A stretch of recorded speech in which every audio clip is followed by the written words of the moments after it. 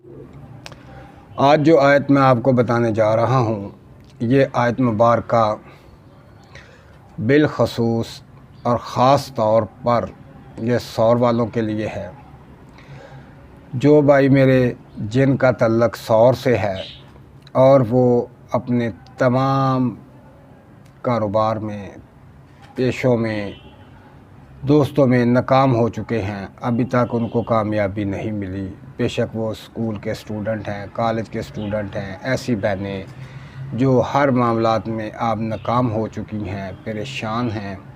आपने बहुत से अमल करवाए, बहुत से तवीज़ात लिए और बहुत से अमल किए, लेकिन अभी तक आपको कामयाबी नहीं मिली और आप बहुत परेशान हैं। आप जिस मकसद के लिए और जिस काम के लिए आप बढ़ते हैं उसमें आप नाकाम हो जाते हैं। तो मैं आज आपको ये जो आयत बता रहा हूँ, ये बिलखसूस सौर के लिए है, ये सौर वालों के लिए है। इसके पढ़ने से इंशाअल्लाह उनको बहुत ज़्यादा कामयाबियाँ और कामरानियाँ मिलेंगी।